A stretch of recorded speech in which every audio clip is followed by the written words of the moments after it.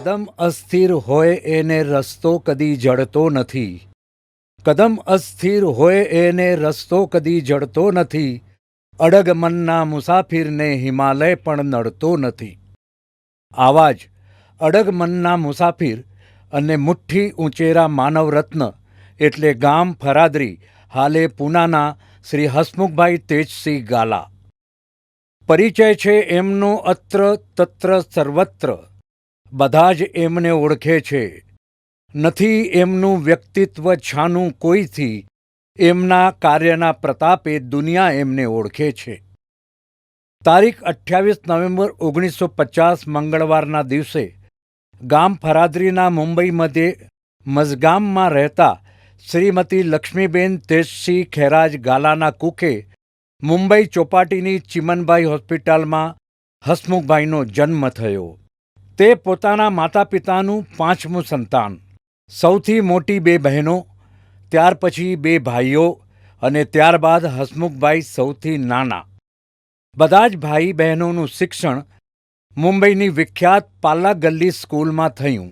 ભણતર દરમિયાન તેઓ 2જા ધોરણ અને 7મા ધોરણમાં હતા ત્યારે ગંભીર બીમારીના કારણે એમના 2 વર્ષ બગડ્યા હતા.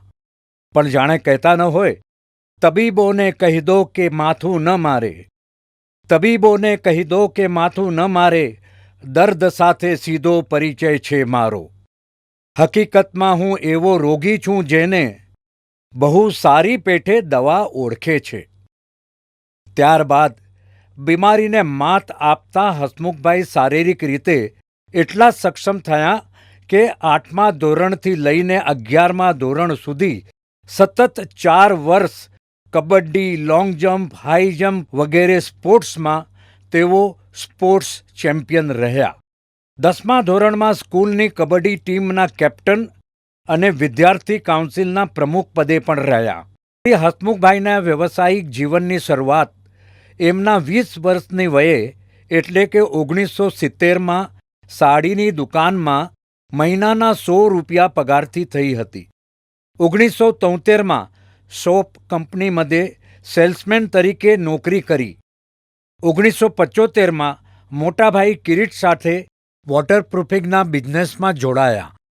વ્યવસાયમાં સ્થાયી થયા બાદ 21 જાન્યુઆરી 1976ના શુભ દિવસે કચ્છ ગામ નાગલપુર, હાલે મુંબઈ, દાદરના સૌ દેવકાબેન જગસિંહ લાલજી વીરાની પુત્રી હેમા સાથે પ્રભુતામાં પગલાં માંડ્યા અને આમ હેમાબેન અને હસમુખભાઈના ગ્રહસ્થાશ્રમ જીવનની શરૂઆત થઈ. તેમના ઘર સંસારમાં પ્રથમ રત્ન તરીકે 1978માં પુત્રી પિંકી અને દ્વિતીય રત્ન તરીકે 1982માં પુત્ર હેમેનનો જન્મ થયો. આમ હેમાબેન અને હસમુખભાઈનો બાગબાન 16 કળાએ પાંગરવા લાગ્યો. 1976થી ધંધાકીય કારણસર હસમુખભાઈનું પૂના આવવા જવાનું શરૂ થયું અને કિર્લોસ્કર ન્યુમાટિક કંપનીમાં કોન્ટ્રાક્ટ લેવાની શરૂઆત કરી. 5 ઓગસ્ટ 1979ના રોજ પૂજ્ય પિતાશ્રી તેજસિંહ ખેરાજ મઝગામવાલાનું અવસાન થયું. ત્યારે મઝગામ બજારે 52 ધજાની માંડણી સાથે સન્માનપૂર્વક એમની અંતિમ યાત્રાનું આયોજન કરેલ. પિતાશ્રી મઝગામ બજારના પટેલ હતા. તેમના અવસાન બાદ મઝગામ બજારના મોરબ્બીઓએ નવા પટેલની નિયુક્તિ માટે ચર્ચા વિચારણા કરી અને બજારના શ્રેષ્ઠીવર્યો હંસરાજભાઈ ગંગર, પ્રેમજીભાઈ ગાલા, જખુભાઈ રામભિયા, મેઘજીભાઈ ગાલા, ખીમજીભાઈ દાણાવાળા અને લાલજીભાઈ વગેરે લોકોએ હસમુખભાઈની કોઠા સૂઝને ઓળખીને મઝગામ બજારના પટેલ તરીકેની જવાબદારી એમને આપવાનો ઠરાવ સર્વાનુમતે પસાર કર્યો. કહેવાય છે કે મોરના ઈંડાને ચિતરવા ન પડે.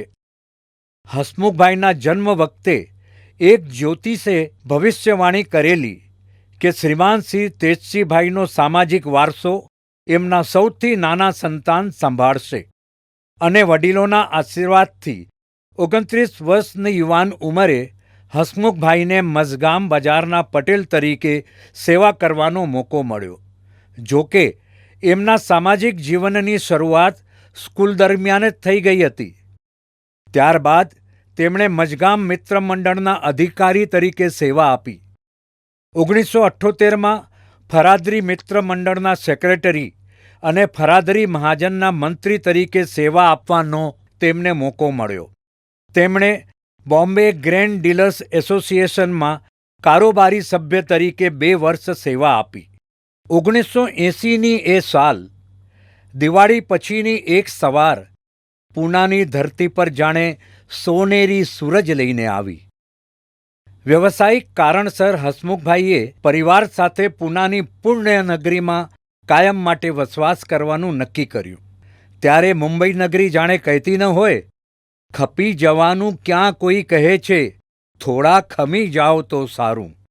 બીજી બાજુ પૂના શહેર જાણે હાકલ કરતું હતું, પૂના નગરીની હાકલ પડી છે, પૂના નગરીની હાકલ પડી છે, થોડાક આવી જાઓ તો સારું, થોડાક આવી જાઓ તો સારું. અને હસમુખભાઈએ પૂના નગરીની હાકલ સાંભળીને શ્રી પૂના કચ્છી જૈન સમાજનું આજીવન સભ્યપદ 1981માં લીધું અને 1982માં મુંબઈની તમામ સંસ્થાઓમાં રાજીનામા આપી મુક્ત થયા. શ્રી પૂના કચ્છી જૈન સમાજની જનરલ મિટિંગમાં હસમુખભાઈની પ્રથમ હાજરી દરમિયાન તેમણે કેવીઓ ખબર પત્રિકા પુણે મધ્યે ચાલુ કરવાની દરખાસ્ત મૂકી. તેમજ સાંસ્કૃતિક કાર્યક્રમ તરીકે રાસ ગરબાનું આયોજન કરવાનું સૂચન કરેલ.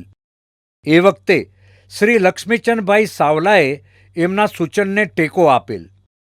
સભામાં વડીલ તુલ્ય રતનસિંહભાઈ, શામજીભાઈ, નાગજીભાઈ જેવા શ્રેષ્ઠીઓએ મુંબઈની વિવિધ સંસ્થાઓમાં હસમુખભાઈએ આપેલ સેવાની માહિતી બધાને આપી અને એ જ સભામાં શ્રી પૂના કચ્છી જૈન સમાજના કારોબારી સભ્ય તરીકે એમની નિયુક્તિ કરી અને પૂના સમાજ માટે સેવા કરવાનો મોકો આપ્યો. એ પછી શ્રી લક્ષ્મીચંદભાઈ સાવલાએ જૈન સોશિયલ ગ્રુપ મધ્યે હસમુખભાઈને કારોબારી સભ્ય તરીકે અને 1988માં મંત્રી તરીકે સેવા કરવાની તક આપી.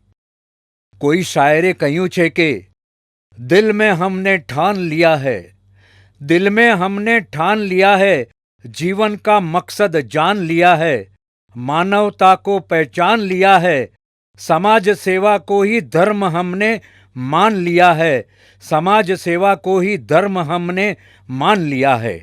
આ પંક્તિઓ હસમુખભાઈના વ્યક્તિત્વને અક્ષરે અક્ષર સાચું પાડે છે. આમ હસમુખભાઈએ સમાજ સેવાને પોતાનો જીવન મંત્ર બનાવી મુંબઈની જેમ પૂનામાં પણ વિવિધ સંસ્થાઓમાં વિવિધ ઉચ્ચ હોદ્દાઓ સંભાળ્યા છે તથા તન મન અને ધનથી સમાજ ઉપયોગી કાર્યો કર્યા છે. શ્રી પૂના કચ્છી જૈન સમાજના તેઓ કારોબારી સભ્ય, સહમંત્રી, મંત્રી, ઉપપ્રમુખ, પ્રમુખ, ટ્રસ્ટી, મેનેજિંગ ટ્રસ્ટી જેવા પદે નિયુક્ત થયા અને હાલમાં ચેરમેન ટ્રસ્ટી તરીકેનું પદ શોભાવી રહ્યા છે. શ્રી પૂના કચ્છી જૈન સમાજ નંદુ ભવનની વિશાળ વાસ્તુના તેઓ પ્રેરક છે. 1982થી શ્રી અચલગચ્છ જૈન સંઘ પુણેમાં તેઓ સક્રિય છે. પ્રગતિ આરાધના ભવન, તેજલક્ષ્મી સંભવનાથ અચલગચ્છ જૈન દેરાસર, માતુશ્રી મણિબેન વીરજી ગંગર અચલગચ્છ ઉપાશ્રય જેવી વાસ્તુના નિર્માણમાં શ્રી હસમુખભાઈનું મહત્વનું યોગદાન રહ્યું છે. અચલગચ્છ જૈન સંઘ પુણેમાં કોઈ પણ હોદ્દા વગર તેમનો વિશેષ અધિકારી જેવો મોભો છે અને એ પ્રમાણે કાર્ય પણ કરે છે. જૈન સોશિયલ ગ્રુપ ઇન્ટરનેશનલ મધ્યે યુવા ફોરમના chairman, Maharashtra regional chairman, Jain social group Pune મેનના તેઓ સહમંત્રી, ઉપપ્રમુખ અને પ્રમુખ રહ્યા છે. શ્રી મહારાષ્ટ્ર કચ્છી ઓસવાલ જૈન સમાજ એટલે કે એકમની સ્થાપનાથી કરી કાર્યકર, ઉપપ્રમુખ અને પ્રમુખના પદ શોભાવ્યા છે અને હાલમાં તેઓ એકમના વરિષ્ઠ સલાહકાર છે. શ્રી હસમુખભાઈને તેમણે આપેલ યોગદાન અને સેવા માટે શ્રી પૂના કચ્છી જૈન સમાજ તરફથી સમાજ રત્ન એવોર્ડ, શ્રી મજગામ બજારના પટેલ તરીકે સેવા માટે મજગામ બજાર ભૂષણ એવોર્ડ, મહારાષ્ટ્ર એકમની સેવા માટે વિશેષ સન્માન award, Jain social group Pune મેનમાં બેસ્ટ ચેરમેન એવોર્ડ તથા અન્ય સંસ્થાઓ દ્વારા વિવિધ એવોર્ડ્સથી સન્માનિત કરવામાં આવ્યા છે. માનવ સેવા અને સમાજ સેવાની સાથે ધર્મ સેવામાં પણ શ્રી હસમુખભાઈ અને તેમના પરિવારનો મહત્વનો ફાળો રહ્યો છે. 1982માં મજગામ બજારની ચૈત્ર પરિપાટીનું આયોજન, સોનગઢથી બોંતેર જિનાલય તથા બલસાનાથી પુણે છરી પાલિત સંઘના સંઘપતિનો લાભ, છેલ્લા 5 વર્ષથી ફરાદરી મધ્યે ચૈત્ર પરિપાટીનો લાભ અને પુણે મધ્યે ચૈત્ર પરિપાટીના લાભ સહિત અનેક બીજા લાભો જૈન શાસનમાં આ પરિવારે લીધા છે. ધર્મના ક્ષેત્રે આગળ વધતા આજથી 14 વર્ષ પહેલાં માર્ચ 2012માં એક વિઝન સાથે અને હસમુખભાઈના આશીષ સાથે આજની યુવાન પેઢીને ધર્મના ક્ષેત્રમાં વિવિધ કાર્યોમાં જોડી રાખવા સિનિયર સિટીઝન એટલે કે વડીલોને દર વર્ષે પ્રાચીન તીર્થોની જાત્રા કરાવે એવા નવ યુવા રત્નોનું એક ગ્રુપ એટલે શ્રી પૂના કચ્છી જૈન અરહમ ગ્રુપ ચાલુ થયું. આ ગ્રુપને હંમેશા હસમુખભાઈના આશીર્વાદ રહ્યા છે. હસમુખભાઈ પોતાના સામાજિક જીવનના ગુરુ પરમ પૂજ્ય પિતાશ્રી તેજસિંહ ખેરાજ મઝગામવાલા, ડૉક્ટર ઉદય ગડા, શ્રી લક્ષ્મીચંદ સાવલા અને શ્રી નાનજીભાઈ ફુરિયાને નમન કરે છે. જીવનની દરેક પ્રગતિ મધ્યે પ્રેરણા આપનાર માતૃતુલ્ય પરમ પૂજ્ય પ્રવૃત્તિની શ્રી અરુણોદય શ્રીજી મહારાજ સાહેબ, જે સંસાર પક્ષે ભાભી થાય એમને વંદન કરે છે. પૂનાના શ્રી હરકચંદ વીરજી ગંગર અને બહુઆ પરિવાર સાથે હસમુખભાઈને ધંધાકીય ભાગીદારી રહી છે. હસમુખભાઈએ વિદેશના પ્રવાસો તો ઘણા કર્યા છે અને સાથે સાથે જીવનના દરેક ક્ષેત્રે મિત્રો પણ બહોળી સંખ્યામાં બનાવ્યા છે. સ્કૂલના 1970ના બેચનો મિત્ર પરિવાર, મઝગામ બજાર અને મિત્ર મંડળનો મિત્ર પરિવાર, શ્રી પૂના કચ્છી જૈન સમાજ અને અચલગચ્છ જૈન સંઘના આજી માજી પદાધિકારીઓ અને કાર્યકરોનો મિત્ર પરિવાર, કેવીઓ ક્લબ 18 પુણેનો મિત્ર પરિવાર. હસમુખભાઈનું કહેવું છે કે જીવનમાં સફળતા મળવી એ દેવગુરુની કૃપા અને સાથીદારો વગર શક્ય નથી. એમને વ્યવસાયિક, સામાજિક અને ધાર્મિક ક્ષેત્રે મળેલી સફળતામાં સાથી પદાધિકારીઓ અને નાના મોટા કાર્યકરો દરેકનો આભાર વ્યક્ત કરે છે. કહેવાય છે કે એક વ્યક્તિની પ્રગતિ અને સફળતામાં એના પરિવારનો ફાળો અમૂલ્ય હોય છે. એ જ રીતે હસમુખભાઈને એમના ધર્મપત્ની શ્રીમતી હેમાબેન, પુત્રી જમાઈ પિંકી કેતન સંગોઈ, પુત્ર અને પુત્રવધુ નેહલ હેમેન ગાલાનો પૂર્ણ સાથ અને સહકાર મળ્યો છે તથા દોહિત્ર હિતાર્થ અને પૌત્રો વિહાન અને રિયાંશનો અપાર પ્રેમ મળ્યો છે. વૃદ્ધત્વ એ જીવનનો અસ્ત નથી, પણ અનુભવોના સૂર્યોદયની લાલાશ છે. એવા માનવી હજારોમાં એકવાર થાય. કેટલું જીવ્યા કરતાં કેવું જીવ્યા એની પૂછા વારંવાર થાય. હસમુખભાઈ માટે એવું કહી શકાય, જીવે તો આખી દુનિયા, પણ હું કેવા ભપકામાં જીવ્યો. જીવે તો આખી દુનિયા, પણ હું કેવા ભપકામાં જીવ્યો. હું જીવ્યો છું ત્યારથી સત્કાર્યોના ધબકારામાં જીવ્યો. એવા શ્રી હસમુખભાઈ તેજસિંહ ગાલાને સો સલામ.